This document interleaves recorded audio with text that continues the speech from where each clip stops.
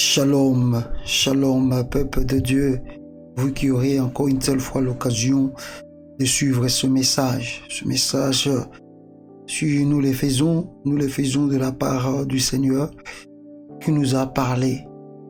Malheureusement, nous n'avons pas encore eu l'occasion de le faire avec, n'est-ce pas, ce que nous pouvons dire la vidéo, mais nous le faisons d'une manière audio. Et je sais que ce n'est pas la vidéo qui doit édifier le peuple de Dieu, mais justement sur le message de l'Éternel, n'est-ce pas, qui va, n'est-ce pas, édifier son peuple qui va l'écouter. Bien-aimés dans le Seigneur, avant que je puisse commencer, je m'aimerais mieux que nous puissions lire la Bible et prier, et nous allons implorer la main de l'Éternel. C'est pourquoi ainsi parle l'Éternel. Je lis dans le livre de Jérémie. Dans le livre de Jérémie, chapitre 51, et je vais prendre le verset 36. Jérémie chapitre 51, le verset 36. La Bible dit ceci. C'est pourquoi ainsi parle l'Éternel. Voici, je défendrai ta cause. Je chasserai ta vengeance. Je mettrai à sec la mer de Babylone et je passerai sa source. Babylone sera un monceau de pierres, un repère de chacals, un objet de stupéfaction et de raillerie. Il n'y aura plus des habitants. Ils rugiront ensemble comme des lions, comme des lionceaux. Ils gronderont comme de jeunes lions. Quand ils seront échauffés, je préparerai leur festin et je les enivrerai pour qu'ils soient gais, qu'ils s'endorment d'un sommeil éternel et qu'ils se ne réveillent plus, oracle d'Éternel. Je les ferai descendre comme des agneaux à l'abattoir, comme de béliers et de boucs. Ici, je lis le livre de Jérémie chapitre 51, le verset 36 jusqu'au verset 40. Ce n'est pas l'Éternel qui a révélé à son serviteur Jérémie et que Jérémie devait transmettre ce message au peuple de l'Éternel. Et n'est-ce pas contre Babylone, la grande Babylone, et que c'est que les enfants et les gens adoraient ces dieux qui n'était pas un Dieu véritable. Mais Dieu a envoyé un message clair aux habitants de Babylone pour leur dire, voici ce que Dieu fera de votre nation. Et le prophète Jérémie n'a pas eu de doute, n'a pas eu d'hésitation pour transmettre ce message au peuple de Babylone. Il a révélé la parole de l'Éternel. Il a révélé l'ainsi dit Yahvé, que moi j'appelle beaucoup, et le Réma de Dieu. Bien-aimés dans le Seigneur, ici je vais parler, avant que je puisse le parler, prions d'abord le Seigneur notre Dieu. Éternel Dieu d'Israël, nous te disons d'abord un grand merci. Merci parce que tu nous as disposé de parler de ta part et d'écouter tes révélations. Laisse que tout ce que nous allons dire dans cet endroit soit un moment d'édification, d'encouragement et d'exhortation et de prise de conscience. Que ta grâce soit au milieu de nous, dans le nom de Jésus-Christ. Amen. Bien-aimés, nous venons de voir dans le livre de Jérémie comment Dieu a parlé au peuple de Babylone à travers son serviteur. Parce que la Bible est claire, Dieu parle toujours aux enfants, à ses peuples, à son peuple, à travers ses serviteurs. Voilà le pourquoi la Bible dit encore, arrive-t-il un malheur dans la ville sans que l'Éternel puisse le révéler à son serviteur le prophète. Dieu parle à ses serviteurs. Et voilà le pourquoi Dieu dit, si vous faites confiance à l'un de mes envoyés, et si vous croyez à tout ce qu'ils vous diront, vous serez guéris et vous serez sauvés. Mais si vous ne croyez pas leurs paroles, vous verrez ce qui vous arrivera. Et je crois que quand le prophète de Dieu Jérémie prophétisait pour le peuple de Babylone, beaucoup à ces moments-là ne croyaient pas l'accomplissement de ce que le prophète de Dieu parlait ou annonçait.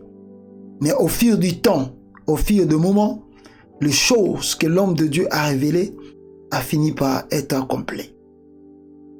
Bien aimé, ici, je vais parler de la vision de ce que Dieu m'a fait voir. Je commencerai d'abord de ce que Dieu m'a parlé il y a cela 2 jours passés. Dieu m'a fait voir, en tout cas, l'actuel président Félix Tshisekedi. Ici, vous allez comprendre, je parle en tant qu'un homme de Dieu, je parle en tant qu'un envoyé de l'Éternel. Je ne parle pas comme quelqu'un qui parle de la politique. Dieu m'a parlé de vous, si vous voulez, Monsieur le Président Félix Tshisekedi. Dans la vision, je vous ai vu être entouré de plusieurs personnes. Et les gens que je vis plus tout autour de vous, Dieu m'a transporté encore une telle fois dans un autre endroit. Et quand je suis arrivé dans cet endroit, je vis que les mêmes personnes qui sont aujourd'hui avec vous. Et le deuxième endroit que Dieu m'a mené de voir ces personnes-là, c'était à Kingakati, dans l'habitation de Joseph Kabila.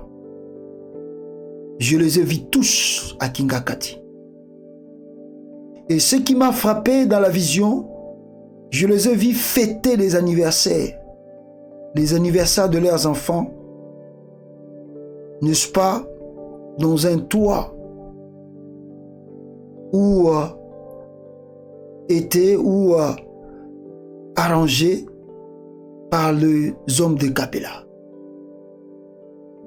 Et en profondeur, ce que j'ai compris, c'est comme c'était, ils étaient dans la joie, ils applaudissaient, ils étaient contents, n'est-ce pas, quand ils organisaient ce fête là-bas, avec Joseph Kabila. Et Dieu m'a aussi voulu faire voir que non, c'est grâce, n'est-ce pas, à la famille de Kabila, que ces gens-là arrivaient à faire ces fêtes-là, même les fêtes de leurs enfants.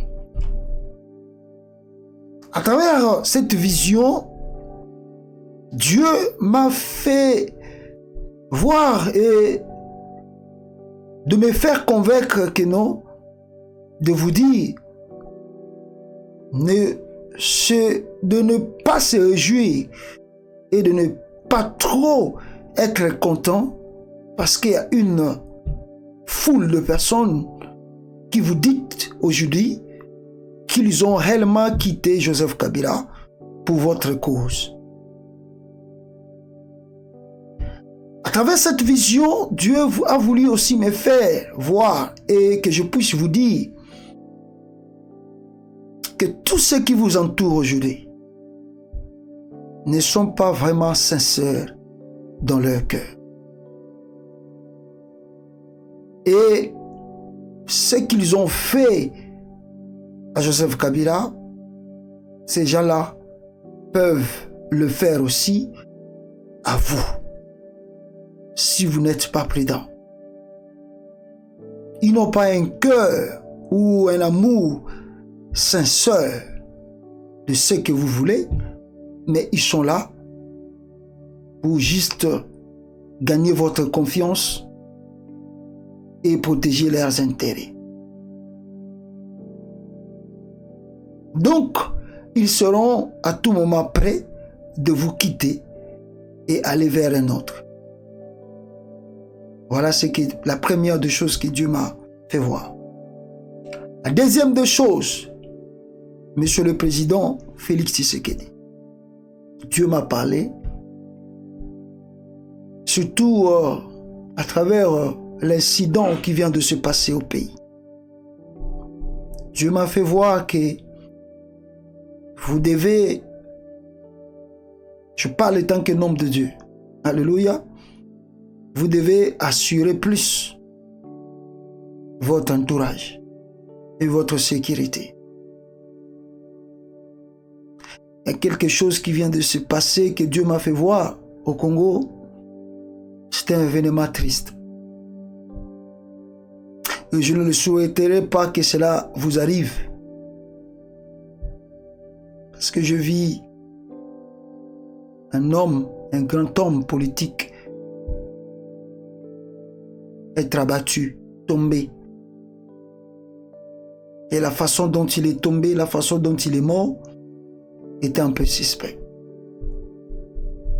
Et je vous ai vu dans la vision qui m'a fait voir que c'était pas vous, la personne.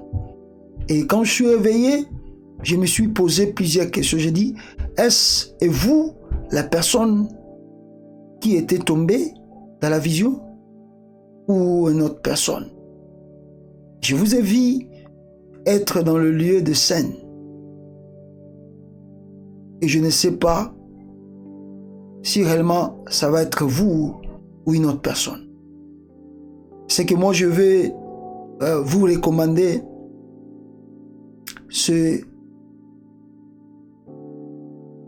encore avoir plus de sécurité tout autour de vous et d'éviter beaucoup de sorties inutiles. Beaucoup éviter des sorties inutiles parce que c'est ce que Dieu m'a fait voir. Ça, c'est la vision que Dieu m'a fait voir à travers nos prières. Et je dis, je ne souhaite pas que cela vous arrive. Et voilà le pourquoi je vous interpelle de bien regarder votre sécurité et d'éviter beaucoup de sorties inutiles. Il y a quelque chose qui peut se passer dans les jours à venir. Si cela ne vous atteint pas, ça peut atteindre votre entourage. Soyez prudents, Monsieur le Président. La deuxième personne que je vais parler ici, c'est Vital Kamerhe. Je ne sais pas pourquoi Dieu m'a fait voir encore, en tout cas, la vision à votre sujet, Vital Kamerhe. Encore une telle fois, je vous ai vu en vision. Et la vision que Dieu m'a parlé à votre sur votre vie, je vous ai vu sorti de la prison. Vous étiez sorti de la prison, mais dès que vous étiez quitté de la prison, vous étiez dans la joie. Mais non simplement vous étiez libre, mais on m'a fait voir que vous avez eu un poste encore plus élevé dans la politique congolaise.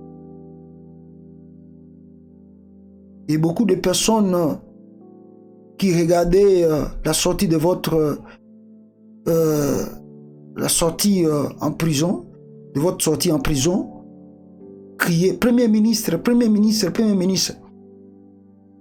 Et moi qui étais là, je me posais aussi la même question. Es-tu devenu Premier ministre? C'est lui le Premier ministre. Et les gens criaient Premier ministre. Les gens criaient Premier ministre. Les gens criaient Premier ministre. Et je vous ai suivi. Et plusieurs personnes vous suivaient aussi. Et je vis quelque chose un peu de nouveau. Que Dieu soit avec vous. Et je crois que comme la première de vision que j'ai eue, que Dieu, les gens priaient pour vous, et cela s'est accompli. Je crois aussi pour la seconde vision et la prophétie que je viens de vous donner maintenant. C'est que Dieu m'a fait voir que vous avez obtenu la libération. Mais pas simplement la libération, un autre poste plus élevé dans la politique congolaise. Je ne peux confirmer le poste, mais ce que je vis et que les gens criaient, c'était Premier ministre et Premier ministre. Et que seul Dieu puisse accomplir cela. Et je vais dire encore une telle fois au peuple de Dieu. Vous savez, j'ai lu ici quelque chose de très important concernant le roi et le prophète Jérémie. Le prophète Jérémie, Dieu l'a donné une mission ou une révélation. Il était dans l'obligation de dire ces révélations. Il était dans l'obligation. Le prophète Élie, une fois, Dieu l'avait envoyé devant un prophète pour lui dire à ce prophète que tu vas mourir. Le prophète Élie n'avait pas d'hésitation pour aller dire au roi, voilà ce que Dieu m'a dit. L'homme de Dieu, c'est un peu ça. Nous pouvons avoir des côtés chair, mais il y a du côté esprit qui nous dépasse des fois. Voilà le pourquoi nous insistons aux gens qui nous suivent. Malgré que nous parlons politique, vous devez savoir qu'on est homme de Dieu. Et je dis toujours au peuple de Dieu, vous savez, la vision est tellement efficace. Des fois, si vous cachez trop cela, ça risque de vous causer tellement de torts et de problèmes. Un homme de Dieu est censé de dire la vérité, surtout quand Dieu vous parle. Que les gens soient satisfaits ou qu'ils ne soient pas satisfaits, vous devez le dire. Et c'est ce que moi je viens d'annoncer. Que mon Dieu vous bénisse beaucoup. Et je vais prier pour ces deux hommes que Dieu m'a parlé. Je prie d'abord pour Félix Tshisekedi, le nouveau président. Éternel Dieu de gloire, je prie pour cet homme politique que tu as établi au Congo. Que ta main, éternel Dieu, soit sur lui et soit sur sa vie. Je ne sais pas le moment qu'il traverse, mais toi seul, ô Dieu, tu connais très bien son entourage et ce qui peut lui arriver. Comme j'ai dit au début, arrive-t-il un malheur dans la ville sans que l'Éternel puisse le révéler à son serviteur le prophète? Je crois que quand tu parles, tu finis par l'accomplir. Mais deux fois, éternel Dieu, tu évites le malheur quand ton oint, Seigneur Dieu de gloire, te le demande.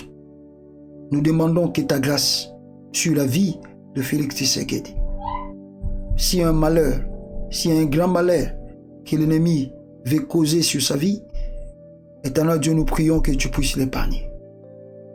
Que ta grâce soit sur lui, sur sa famille, dans le nom de Jésus. Éternel, de même, je prie pour Vital Kamerhe. C'est pour la deuxième fois, Seigneur, que tu me parles de cet homme. Toi-même, tu sais le pourquoi.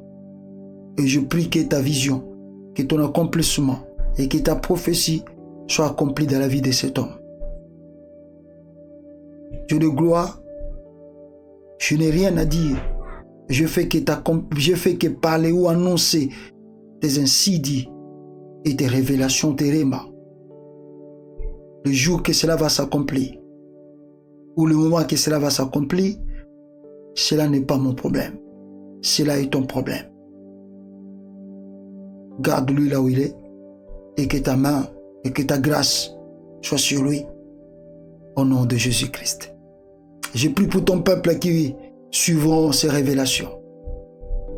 Je sais que beaucoup seront un peu bouleversés, mais laisse que tu puisses les convaincre et de leur montrer que nous sommes appelés de toi et nous avons l'obligation de parler que ce que toi tu nous parles.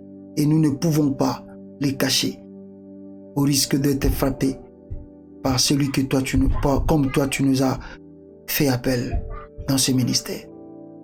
Bénis ton peuple, bénis le peuple congolais. Bénis cette nation, ouvre des portes pour cette nation, dans le nom de Jésus-Christ. Amen. Que mon Dieu vous bénisse abondamment au nom de Jésus. Amen.